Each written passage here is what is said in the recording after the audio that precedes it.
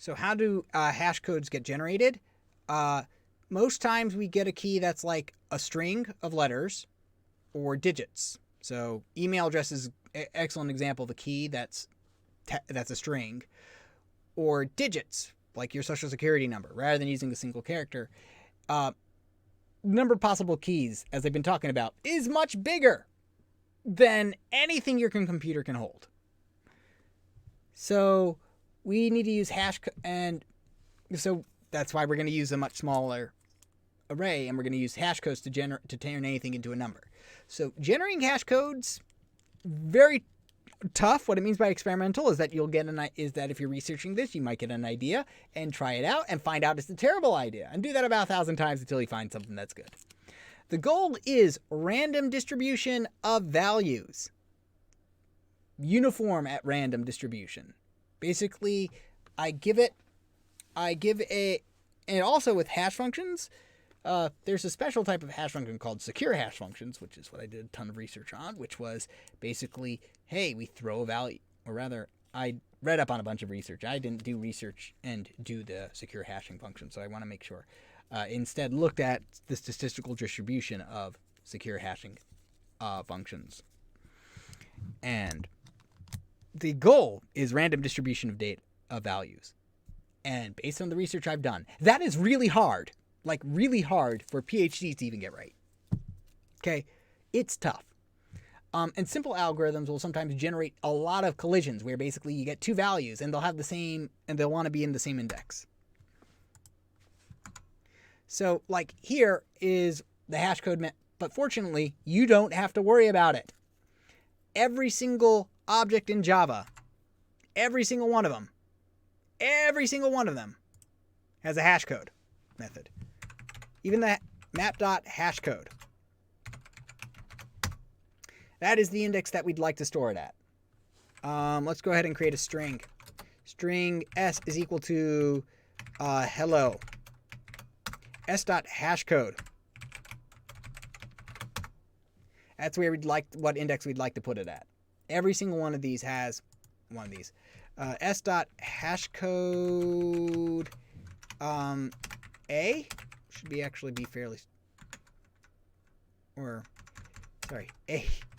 What was I doing there? a.hashCode. Just had to make sure I'm still recording this. 97, which is the Unicode value. Interesting there, but obviously 9 million isn't the, or what is that? 99 million is not the hash code of hello, or not the Unicode value of hello if anything, by adding it up. But anyway, like if we were just simply add all the integer values of the characters, we'd get the same hash code for sign and sing. That's not good. We want everything to be kind of unique. Okay, so the answer is that creating your own hash function is tough. So let the computer do it for you, or let somebody who's got more experience, not necessarily smarter, but who's made more mistakes in this area, do it for you. So every single object has a hash code, just like every single object has a toString method and a .equals method. By default, it uses the memory location that you're storing something at. So that will be fairly unique.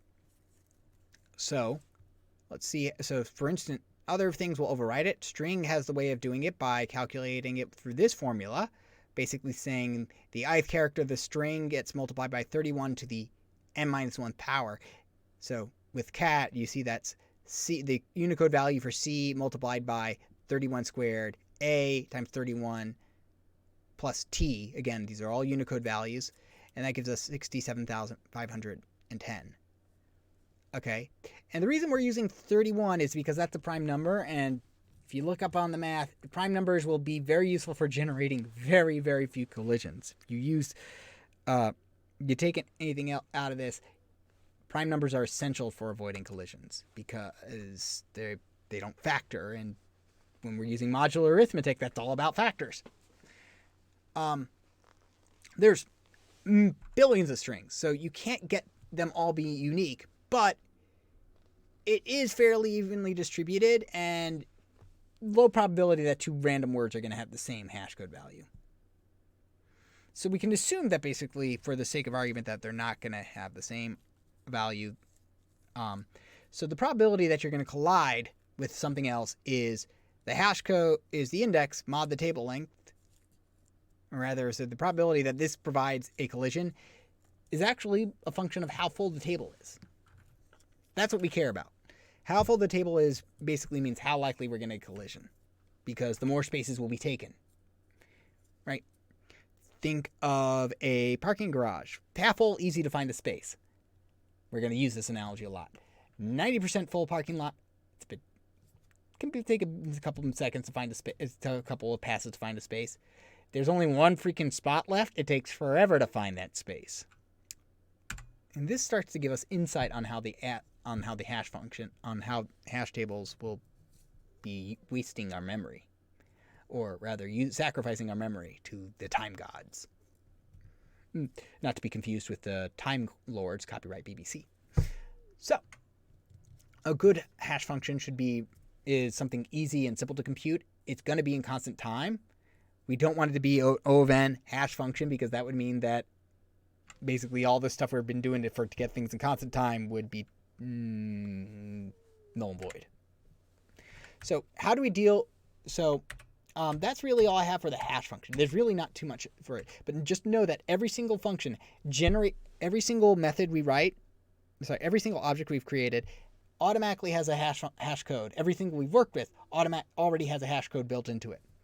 Every object in Java you can use hashcode on. Should have silenced my phone. Every single one. So you don't have to worry about creating the hash code. The way we figure out where to put it into the table, where we find it in the table, is by taking the hash code, modding it by the hash table's length, which might start out at some length, and then we'll double it and a bit when we need more space.